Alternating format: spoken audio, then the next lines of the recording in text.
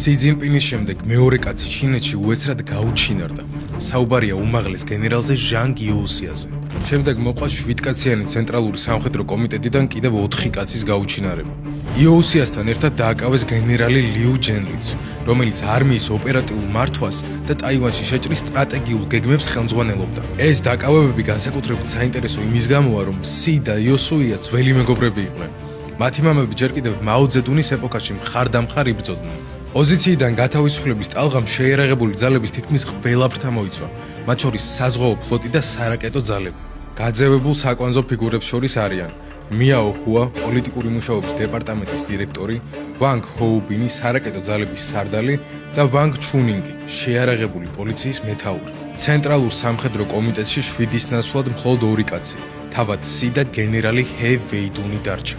გენერლების წინააღმდეგ წაყენებული კონკრეტული ბრალდებები საზოგადოებისთვის ოფიციალურად არ გახმაურებულა და შესაძლოა არც არასდროს გახდეს ცნობილი და სანამ მათზე გამოძიებაა დაწყებული, ფაქტობრივად ციხეში არიან. ოფიციალურად პეკინი ამ პროცესს არმიის თვითგაწმენდას უწოდებს და აცხადებს, რომ აუცილებელია სამხედრო ძლიერების შესანარჩუნებლად, თუმცა არსებობს 3 სხვადასხვა ვერსიაც. ბირთვული შპიონაჟი. Wall Street ჟურნალის ცნობით ჟანგ იოუსიას ბრალად ედება ბირთვული საიდუმლოების ამერიკისთვის გადაცემა.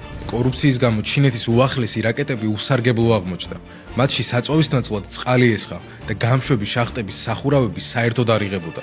China has purged several generals. Beijing says they were corrupt. სი ძინპინსაც ჩაუთვლია, რომ ჟანგმა ეს ინფორმაციები ამერიკლებს განზრახ გაუმხილა. ტაივანის 2027 წლის გეგმა.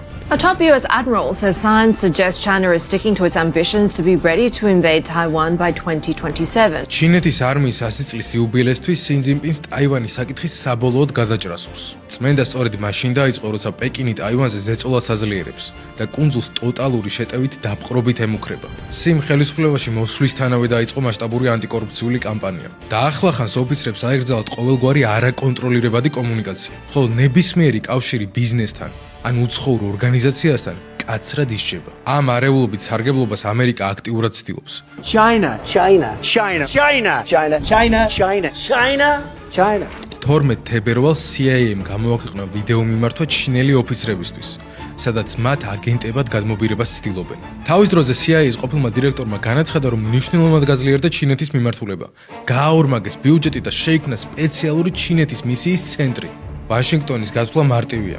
დათესოს ეჭვი, რომ სიმ საკუთარ გენერლებში მხოლოდ პოტენციური აგენტები დაინახოს. Xi Jinping has a paranoid personality. He thinks the CIA, Black Hand. CIA-ს ხელი ჩანს ყველაფრის უკან. ჰონკონგის არეულობიდან დაწყებული ტიბეტის საკითხით დამთავრებული. ტრამპი კი სი ძინპინს მეგობარს უწოდებს და აპრილში შეხვედრას ელოდება. მისი ლოგიკით, რაც უფრო მეტ გენერალს დაიჭერს სი, უფრო სუსტი და მარტოხელა იქნება ის მოლაპარაკების მაგიდასთან. ამ ყველაფერთან ტანდემში დასავლეთი ეკონომიკურ და ტექნოლოგიურ ბლოკადას აძლიერებს. ნიდერლანდებმა და ამერიკამ კომპანია ASML-ის მეშვეობით შეუწყვიტეს წვდომა ჩინეთს ლითოგრაფიულ მანქანებზე, ანუ მოწყობილობაზე, რომელიც სინათლის სხივის მეშვეობით ბეჭდავს დეტალებს თანამედროვე ჩიპებზე. ეს ის დეტალებია, რომელიც გაჯეტებზე და მათ დედაპლატებზე ქალაქებივით მოსჩანს. ამას მოყვა პროგრამა Clean Network, რომელმაც ჩინური გიგანტები, როგორიცაა Alibaba და Tencent, დასავლური ციფრული ბაზრიდან განდევნა. ამერიკის სანქციებმა ტექ ფირმებს ჩიპების მიწოდება შეუწყვიტა, რამაც დრონების ექსპორტი 22%-ით შეამცირა. ტრამპმა ჩინურ საქონელზე დამატებით 100%-იანი ტარიფები გამოაცხადა.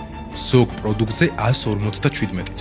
Microsoft, Amazon და Google წარმოებას ტაილანდში, ვიეტნამში და ინდოეთში გადაიტანენ. Microsoft-ის გეგმით 2026 წლისთვის მისი კომპონენტების 80% ჩინეთის გარეთ დამზადდება. პარალელურად ქვადი, ანუ აზიური ნატო ეკონომიკურ ალყას კრავს ჩინეთის გარშემო და ინდოეთი ხდება iPhone-ების ახალი ჰაბი. ამ კრიზისების ფონზე მთავარი კითხვაა: მოასწრებს თუ არა სი სამხედრო კომისიის ერთგული კადრებით შევსებას, მანამ სანამ დასავლეთის სამხედრო და ეკონომიკურ ალყას საბოლოოდ შეკრავს.